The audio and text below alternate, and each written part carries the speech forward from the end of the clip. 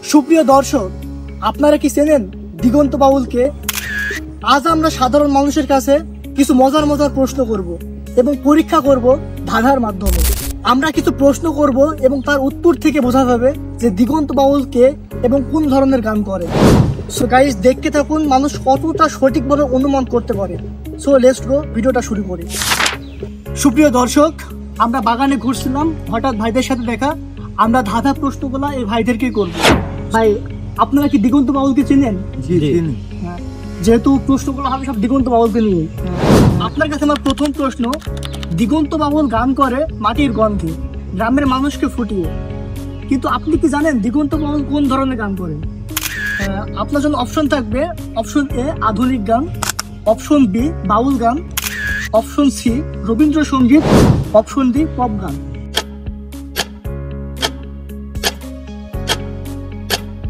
বাউল গান। তাহলে আপনি শিওর দিগন্ত বাউল এসে বাউল গান করে? জি। দর্শক ভাইরা একদম সঠিক উত্তর দিয়েছে, দিগন্ত বাউল মূলত বাউল গান করে। আচ্ছা, আপনাদের কাছে দ্বিতীয় প্রশ্ন, দিগন্ত বাউল যেসব গান করে দুঃখ আর প্রকৃতিক ছোঁয়া বোঝান, সেই গানগুলো কোন ধরনের বলা হয়? ফোক গান, বাউল গান, হিপ গান, ক্লাসিক গান, কোনটা? বাউল গান। আমরা কি এটা সঠিক উত্তর হিসেবে ধরে নেব? এটা দেখেন, সঠিক হইলে সঠিক। আপনার কাছে টাইম আছে, আপনি এখনো ভাবেন যে ফোক গান, বাউল গান, হিপ হপ গান, ক্লাসিক গান, কোনটা? আমার জানার মতে ভাই বাউল গান। বাউল গান। তাহলে এটা ধরে নেবো সঠিক উত্তর হিসেবে, এটা ধরে নেব। সুপ্রিয় দর্শক, ভাইরা আবারও সঠিক উত্তর দিয়েছে, দিগন্ত বাউল মানে যেসব গানগুলা করে আসলে গেলা বাউল গান। আপনার কাছে আমার তৃতীয় নম্বর প্রশ্ন, দিগন্ত বাউলকে কোন ধারার শিল্পী হিসাবে চেনে? আধুনিক শিল্পী, বাউল শিল্পী, ফোক শিল্পী, রবীন্দ্রগীতি শিল্পী? বাউল শিল্পী। বাউল শিল্পী। আচ্ছা, ধন্যবাদ, এটাও সঠিক উত্তর দিয়েছে ভাইরা।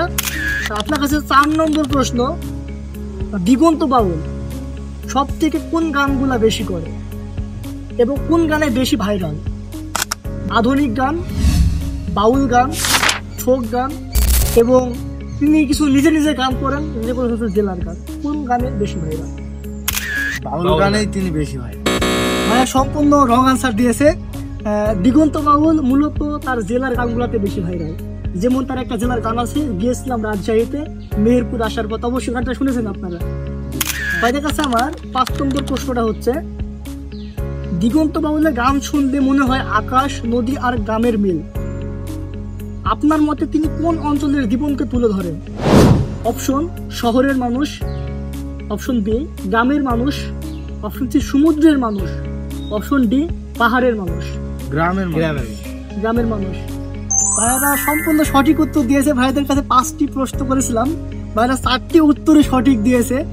আমার সাথে ভিডিও বানাতে আপনার কেমন লাগলো? আলহামদুলিল্লাহ ভালো। ভাইয়ার নামটা? হুসাইন। বাসা কোথায় ভাইয়া? রায়পুর। রায়পুর। ভাইয়ার নামটা? মোহাম্মদ সাগর আলী। ভাইয়ার বাসাটা কোথায়? রায়পুরে। দুজনের বাসা এক জায়গায়। জি। তো ভাইয়া আমার সাথে ভিডিও করে আপনার কেমন লাগলো? আলহামদুলিল্লাহ খুব ভালো। তো গাইস, তাহলে এই পেজটায় যে ভিডিওটা আপলোড হবে সেটা হলো দিগন্ত বাউল ধাঁধাঘর, আর যে পেজটা আমাদের মূল পেজ সেটা হচ্ছে দিগন্ত বাউল। আচ্ছা, দিগন্ত বাউলের গানগুলো আপনাদের কেমন লাগে? দিগন্ত বাউলের গানগুলো জি ভাই ভালো লাগে। দর্শকদের উদ্দেশ্যে দিগন্ত বাউল আপনি মেহেরপুর জেলার ভিতরে 10 নম্বরে কত নম্বরে রাখবেন? 10 নম্বরের মধ্যে তিনি ধরেন 2-1 নম্বরের মধ্যেই থাকবে। 2 থেকে 1 নম্বরের মধ্যে থাকবে। 2-1 নম্বর। আচ্ছা ঠিক আছে ভাই, ধন্যবাদ ভাই, দেখা হবে নেক্সটে। ধন্যবাদ।